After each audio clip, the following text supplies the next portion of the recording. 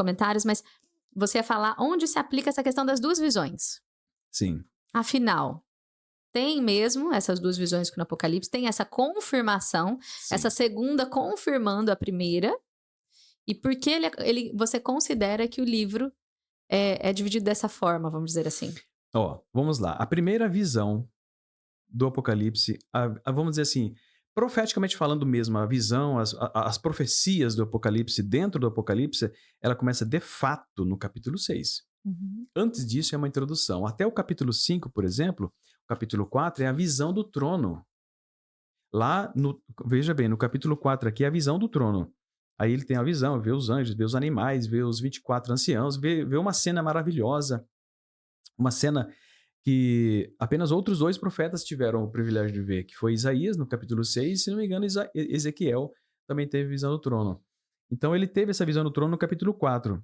E aí Deus lá no trono, aquela coisa maravilhosa e tal. Aí no capítulo 5, você vê que aquele ser, que é o Pai, que está lá no trono sentado, ele tinha um livro na mão direita. E esse livro tinha 7 selos. Ou seja, aqui estava a profecia. A profecia estava nas mãos de Deus. Antes disso, era só uma introdução. Claro, João escreveu essa introdução depois de ter toda a visão. Aí, depois de ter toda a visão, ele foi lá e escreveu. Então, ele teve uma introdução e teve a influência de algumas coisas que aconteceram aqui, né? Então, o verso 1 do Apocalipse, ele teve uma influência aqui do capítulo 5. Lá está Deus com a profecia, a revelação na É o mão, livro, o o livro, símbolo do livro. isso, com 7 selos, selado, ninguém podia ver, ninguém podia saber, mas eh, nos versos posteriores aqui, ninguém que podia ver, mas apareceu o Cordeiro, o Filho de Deus, nós sabemos que é o Filho de Deus, Jesus Cristo, que morreu na cruz, porque não tem como negar, absolutamente 100% dos autores e intérpretes entendem assim. O Cordeiro se achou digno de pegar. Olha o verso 1. Você leu o verso 1 antes, agora veja por que João escreveu o verso 1. Sim. Ele teve essa visão aqui, e depois ele foi escrever e escreveu o verso 1. Olha, Deus entregando, aí ele falou... Agora, só deixa eu concluir.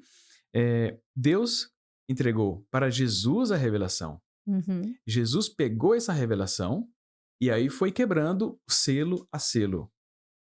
Entendeu? Agora leia o verso 1. O verso 1 do capítulo 1, correto? Isso, do capítulo 1. Isso. Revelação de Jesus Cristo que Deus lhe deu para mostrar aos seus servos o que em breve Aí. há de Você acontecer. viu? Ou seja, é aquilo que você, inclusive, deixou claro. Aqui, mais uma vez, por que João ele se expressou dessa maneira? Porque ele viu isso. Deus entregando a visão para o Cordeiro e o Cordeiro dando a gente. Entendeu a sequência? Tá. Mas até aqui não tem profecia. Porque o livro está fechado. E é por isso que eu não entendo que as 7 igrejas são 7 períodos mundiais da história. Que é uma das interpretações que se Isso aplica. é uma das Que, por interpretações. exemplo, Laodiceia será a igreja do fim, Isso. a igreja do tempo em que Jesus voltaria. Uhum. Correto? Para muitos nós vivemos, muitas pessoas, estudiosos mesmo, dizem que nós vivemos no tempo de Laodiceia, Isso. que seria ali a última igreja. E Éfeso foi a primeira igreja. Isso, que seria a primeira, que é aquela retorno de Jesus, né? Pois que ele morre, que ele ressuscita, aquela igreja, aquele Exato. amor inicial que os cristãos tinham, né? Todo aquele Mas momento. mas é o que eu acredito e entendo dentro de todo esse contexto aqui. Mas isso não tem uma grande importância, eh, né, é Acreditar uma forma assim de ou ver. não, não Isso não muda importa, não muito muda para o restante. nada, não muda nada. Porque é o que você falou, como a gente tem aqui ó, o título do capítulo 6, né? Os selos. Isso. Então aqui Aqui a gente começa. vai realmente começar a ver o que afinal o Apocalipse está dizendo. Isso. A visão começou no capítulo 4, né? Porém, de fato, as profecias começaram no capítulo 6. Agora, veja aqui no capítulo 1, no verso 19. João, o anjo fala assim para João: escreve as coisas que tens visto, e as coisas que são, e as que depois destas hão de acontecer. Olha a sequência do tempo: passado, presente e futuro. Escreve as coisas que que tens visto, as coisas que são e as coisas que ainda hão de acontecer. É uma sequência organizada. Uhum. Aí você vem aqui no capítulo 4, no verso 1, fala assim: depois destas coisas, olha a sequência. Ou seja, um evento após o outro. Não é desorganizado, não é bagunçado nada Sequência aqui. lógica, né? É.